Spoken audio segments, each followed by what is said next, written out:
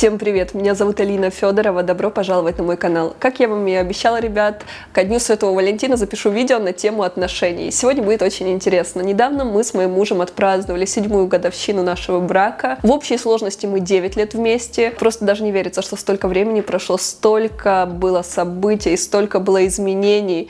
Мы развивались, росли, достигали чего-то. Ну, в общем, было крутое время. Мне есть чем поделиться, но прежде чем я начну свой монолог, скажу так, я не эксперт в отношениях, я не психолог, не коуч, и это будет мое сугубо личное, такое субъективное мнение на какие-то вещи. Исключительно мой опыт, либо опыт там моих друзей, где, что я видела, знаю, но ни в коем случае это не является истиной последней инстанции. Поэтому, когда вы изучаете какую-то литературу на тему отношений, даже работаете с психологом, смотрите видео, мое, либо другие видео, вы всегда фильтруете эту информацию и берите то, что вам откликается, то, что вам близко. И помните о том, что самое главное, чтобы это устраивало и вас, и партнера. Потому что если у вас в семье, например, принята определенная манера общения, определенное провождение вашего досуга, распределение ваших ролей, то есть если вас двоих это устраивает, то даже если это не вписывается, скажем, в понятие нормальности других людей, но вам круто, вам хорошо, это окей. Скажу так, несмотря на то, что отношения бывают очень разными между людьми, но они должны базироваться на 3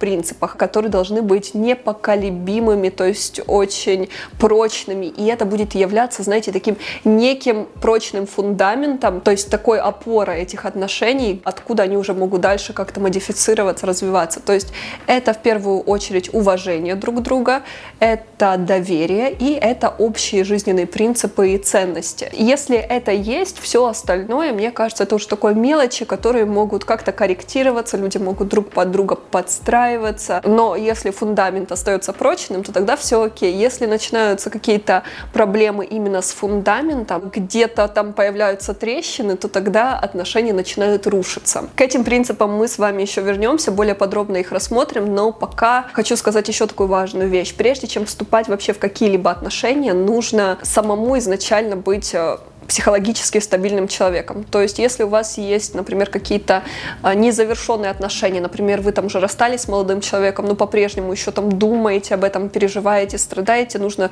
излечиться самому, прежде чем идти в другие отношения, пытаясь там найти какой-то спасательный круг человека, который вас якобы отвлечет от этого всего. Если у вас есть какие-то психологические травмы, что у вас там низкая самооценка, проблемы с карьерой, там, со здоровьем, ну, что-то серьезное, вам нужно в первую очередь уделить внимание себе, излечить себя, стать более-менее гармоничным человеком и только тогда уже вступать в отношения. Потому что часто что происходит? Во-первых, в каком мы состоянии, такое мы примерно и притягиваем. Вы должны понимать, что единственный человек, который может сделать вас счастливыми, это вы сами. То есть, когда вы становитесь счастливыми, гармоничными, вы, скорее всего, такого же человека к себе притянете, и ваши отношения вообще будут очень крепкими, классными. Что касается партнера, что касается детей, мы должны их заводить только тогда, когда мы сами полноценны, когда мы самодостаточны, когда мы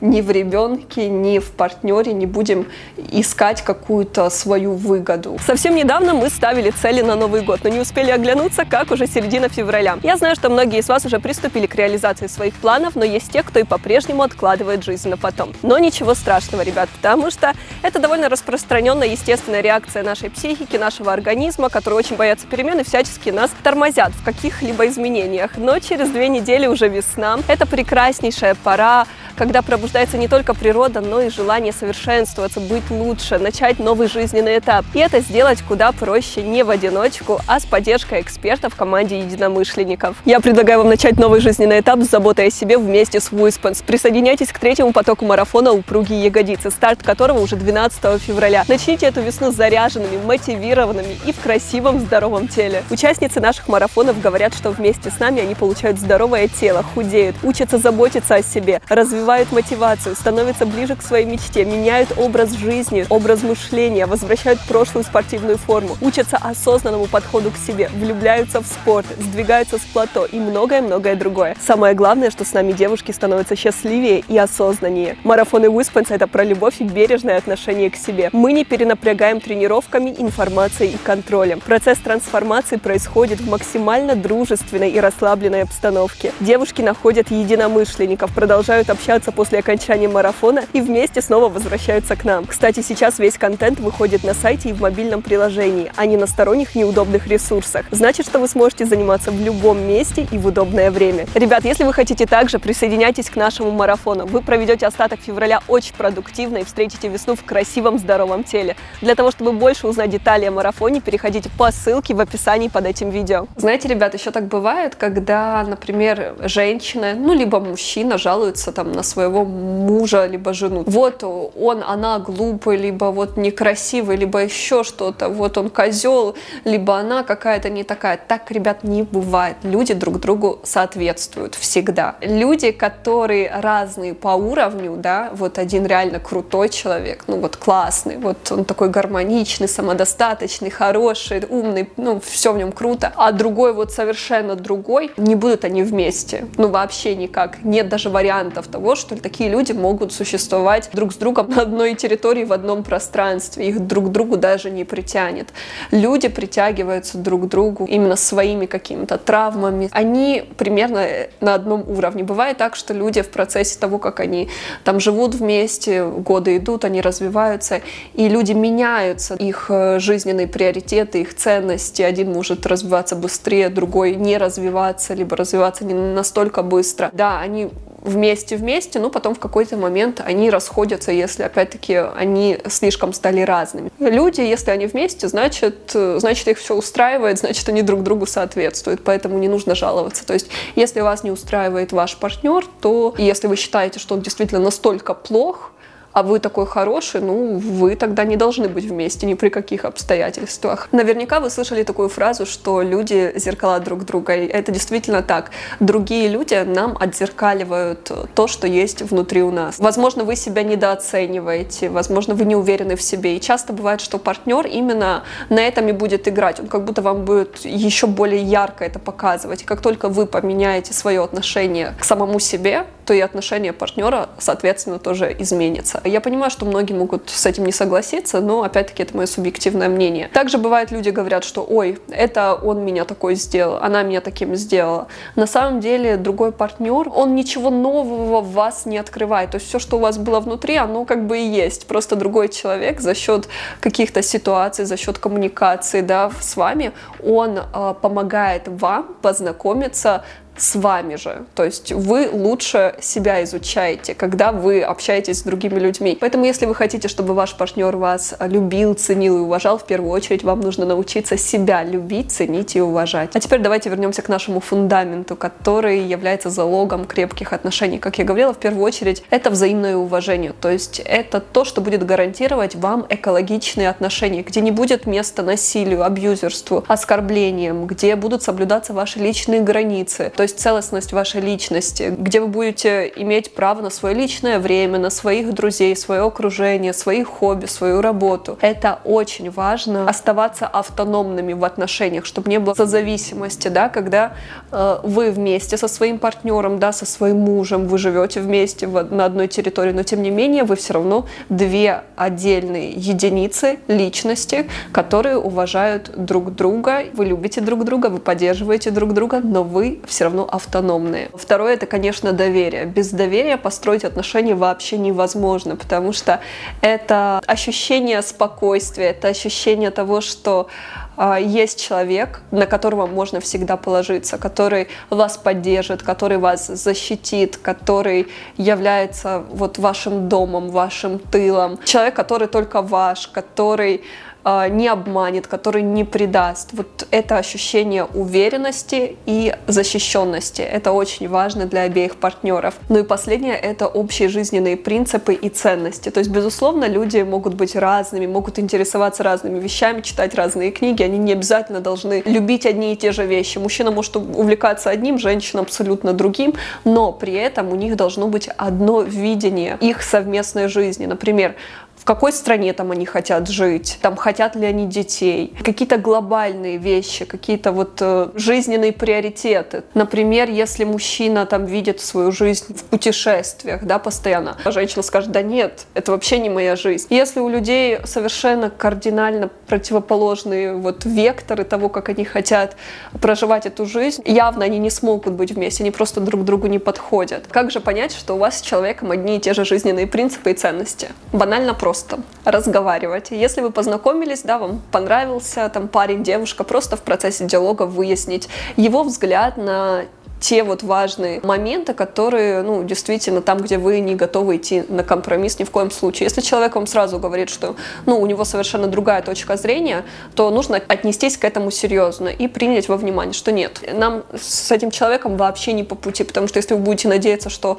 он там поменяется там через год, 2, либо 5-10, да, есть вариант, что он поменяется, но есть вариант, что и не поменяется, поэтому, чтобы не рисковать, мне кажется, что важно изначально обсуждать эти важные моменты. Что касается, опять-таки, жизненных принципов, ценностей, они могут поменяться в течение жизни. Действительно, так бывает, что люди, вот, они говорят о чем-то, вот даже вы выяснили, что у вас общие ценности, общие принципы, но потом проходит 5 лет, 10 лет, естественно, вы меняетесь, человек меняется, и у него может действительно поменяться взгляд на тот или иной вопрос. И вот как раз-таки это является причиной веской для разрыва отношений, потому что вы в какой-то момент доходите до какой-то точки, где вы понимаете, что все, вы настолько изменились именно в этих важных моментах, что вам уже не по пути. Даже если вы расстаетесь с человеком, и даже если плохо расстаетесь, и даже если отношения были сложными, болезненными, это все равно неплохие отношения. Я просто к чему? К тому, что даже любое не самое приятное событие, ну и не самые приятные отношения, это все равно опыт, который делает нас лучше, сильнее.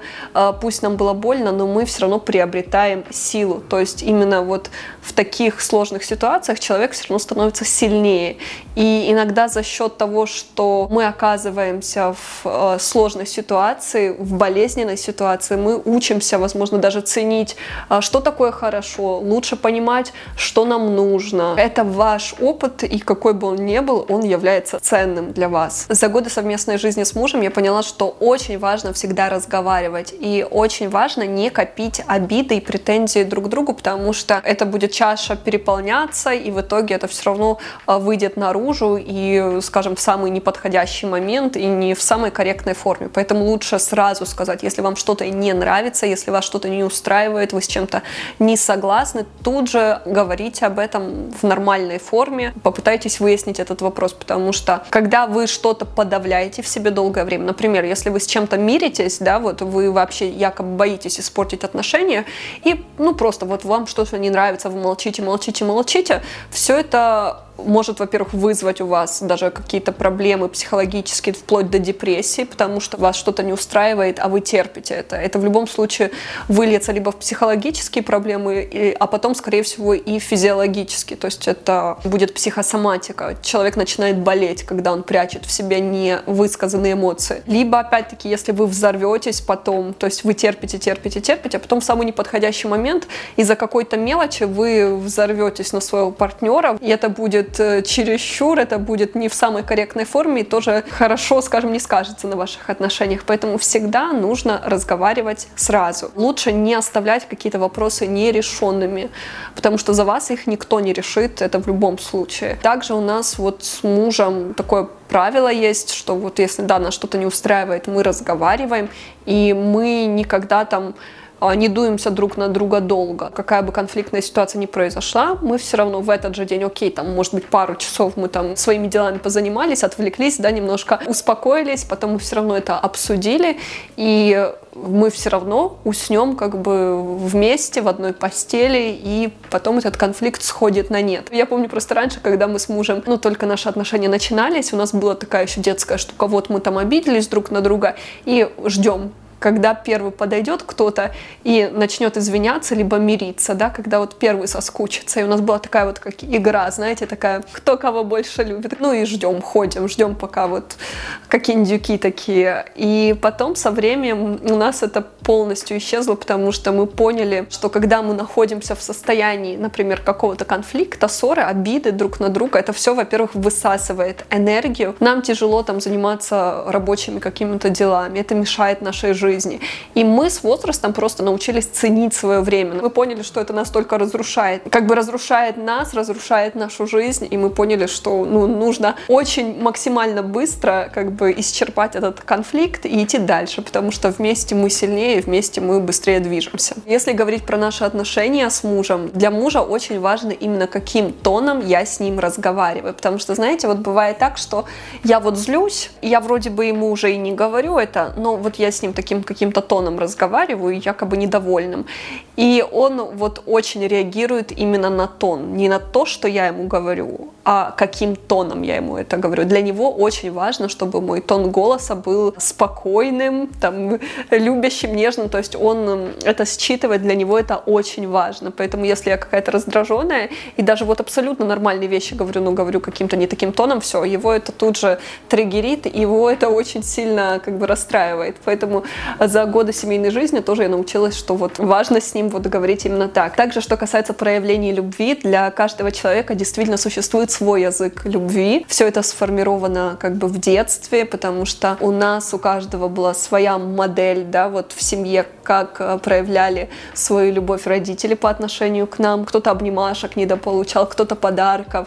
И так получилось, что у каждого человека сформировалось свое понимание того, вообще, что такое любовь. И порой у людей это не совпадает. Поэтому, как вы знаете, есть, наверняка слышали, книга про разные языки любви. Она называется «Мужчины с Марса, женщины с Венеры». Да, хорошая книга, я давно ее читала, и действительно очень важно понять, какой язык любви у вашего партнера, потому что для кого-то важна забота, чтобы вот тебе чаек, вот я тебе ужин приготовила. Человек вот таким образом чувствует, что его любят. А для другого человека, например, очень важно, чтобы с ним проводили время. Писали, мол, дорогая, давай пойдем на свидание, купил там билет в театр, совместное провождение там выходных, отпуска, то есть человеку это просто необходимо важно. Например, в одной паре раздельный отпуск, это может быть нормальным, например, мужчина с женщиной абсолютно адекватно к этому относится. Какая-то другая женщина скажет, ей будет прям очень обидно и неприятно, если ей муж подойдет и скажет, что вот я хочу отдохнуть отдельно с друзьями.